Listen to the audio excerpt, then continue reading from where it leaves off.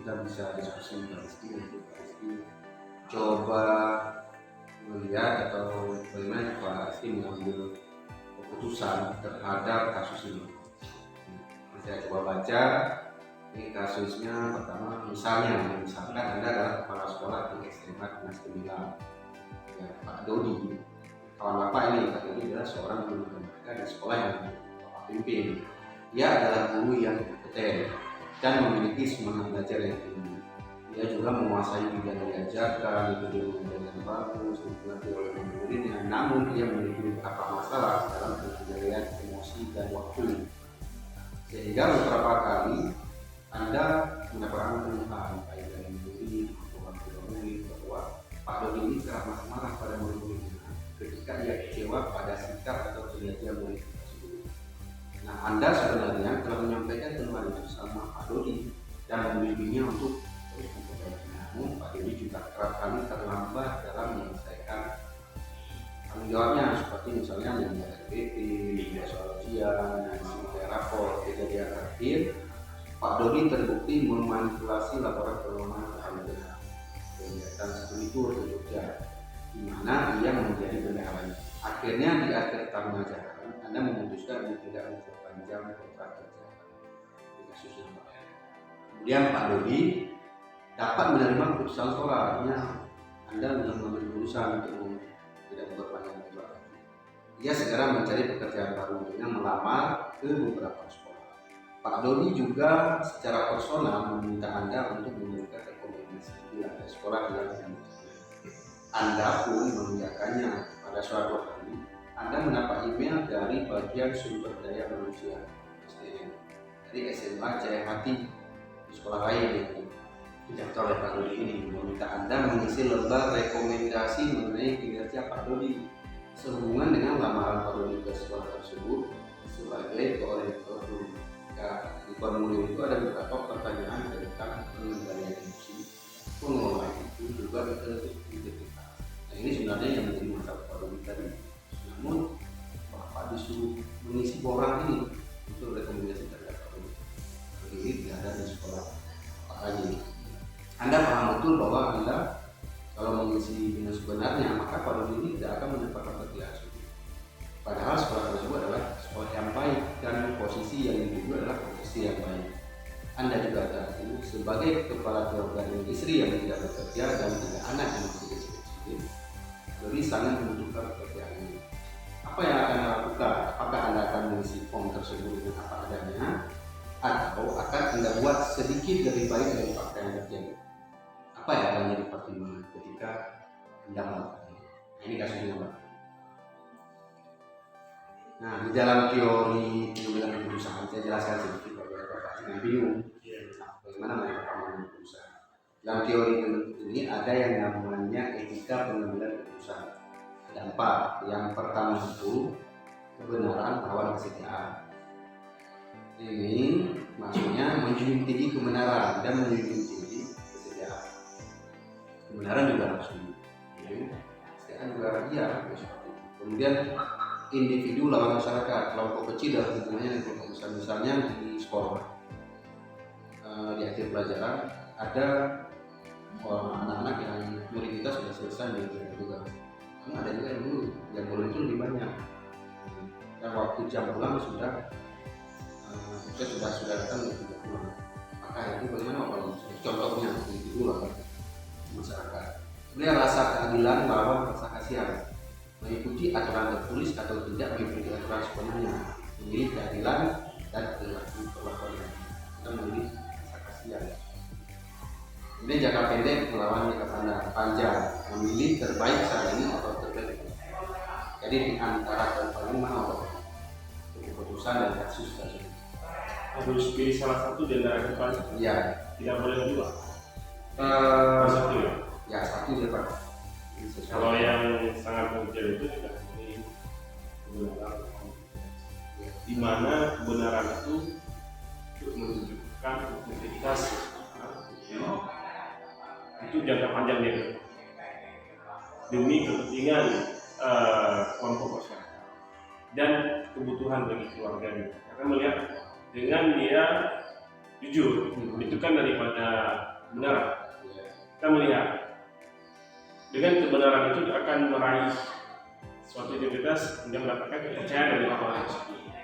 Ini kalau saya lihat tadi apa yang disampaikan oleh Pak, terus beliau itu diberhentikan di sekolah. Dan beliau pun juga ada tawaran atau ingin melanjutkan permohonan bekerja di depan. Beliau berharap kepada pimpinan yang lama untuk memberi sebuah rekomendasi. Saya rasa di situ pemimpin yang lama itu disitulah bentuk diuji integritasnya. Jika dia menyampaikan sesuatu yang tidak sesuai dengan kebenarannya, maka ada sesuatu yang sifatnya membohongi publik. Jika dia menyampaikan sedikit untuk demi membantu karena mengingat ada anak dan 3 istri yang masih kecil, dia sangat membutuhkan pekerjaan sebagai pekerja hidup, saya rasa disitulah beban moral yang harus dipertimbangkan oleh pemimpinan. Tidak seperti itu kalau anggapan saya. Di sini kebenaran itu harus dijunjung tinggi, karena dengan kebenaran itu maka akan mengikuti semua lainnya. Kesetiaan itu bisa kita ukur dari segi apakah orang itu harus kita setia kepada dia jika dia berlawanan dengan kebenaran. Mungkin seperti itu, Pak. Berarti menurut Bapak, kalau saya Bapak di posisi kepala sekolah ini, Pak, tangan atau Bapak isi formulir dengan sebenarnya atau membohongi sedikit demi Pak Dodi? Kalau saya mengisi tidak dengan sebenarnya. Karena kenapa? Karena pertimbangan ada orang yang mungkin harus dia pertahankan dan perjuangkan. Tetapi ada sedikit fakta-fakta yang harus kita tunjukkan di situ dengan tidak mengurangi kesempatan dia di tempat lain. Itu seperti itu. Jadi memang harus diceritakan bahwa Pak Dodi ini tidak bagus, harus bisa lebih memperbaiki dirinya di tempat yang lain. Mungkin seperti itu, Pak. Kalau kita jelaskan tentang posisinya sendiri, saya rasa tidak ada tempat yang mau bisa menerima. Artinya, berarti ada sedikit kebohongan di situ. Kalau di situ sebenarnya kan Pak Dodi ini tidak bisa diterima. Betul, seperti saya bilang tadi, rekomendasi itu telah kita buat, tapi dengan kalimat-kalimat atau bahasa-bahasa yang sedikit membantu dia, tapi dengan kata-kata penekanan yang harus dibina lagi tuh, Pak. Terus, ya, enggak. Karena saya melihat ada 4 orang yang harus dia tanggung bebannya. Oke, terima kasih Pak Rizky. Ya, semoga kita sudah bisa menangkap dari sebuah keputusan yang sangat baik. Ya, menurut saya juga tidak ada salahnya yang disampaikan. Ini sudah bagus. Artinya mencoba pertama memberikan kesempatan kepada Pak Dodi untuk bekerja. Namun kita juga tidak boleh melepaskan dari kebenaran yang ada.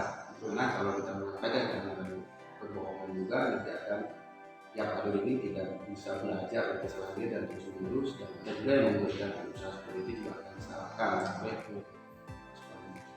Terima kasih Pak Rizky.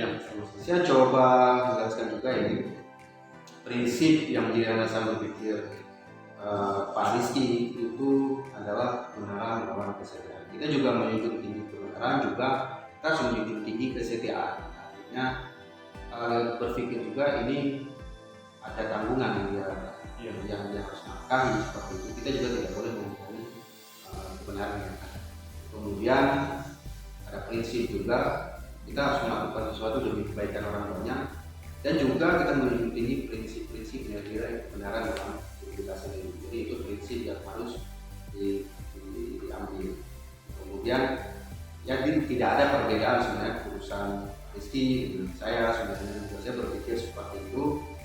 Kita tidak hanya berpikir kita harus benar-benar menjelaskan yang sebenarnya, tapi ini Pak Dodinya akan kasihan dia ketika dia tidak memiliki pekerjaan. Kemudian ini faktor-faktor yang menentukan pendapat Pak Rizky dengan si sama itu yang tadi, artinya kita melihat yang lebih jauh. Kita tidak hanya melihat bahwa Pak Dodi ini tidak boleh bekerja karena dia banyak kesalahan yang dilakukan. Bukan kesalahan sebenarnya, ada hal-hal yang dia tidak bisa berubah seperti itu. Waktu, emosi, kemudian tanggung jawabnya, integritas, dan kadang dia. Tapi namanya manusia, pasti manusia itu makhluk perubahan, ya. Pasti ada yang bisa dia berubah. Kalau kita berikan kesempatan sekali lagi dengan cara kecil dia harus memperbaiki, maka kemungkinan besar dia sudah berbaik. Karena ini sebuah kesempatan kedua yang bisa dilakukan oleh Pak Rizky. Jadi itu Pak Rizky, terima kasih banyak atas kegiatan kita, diskusi kita hari ini dengan Bapak kita semua. Kita lihat dulu ya Pak Rizky. Ya. Assalamualaikum warahmatullahi wabarakatuh. Assalamualaikum. Selalu. Amin.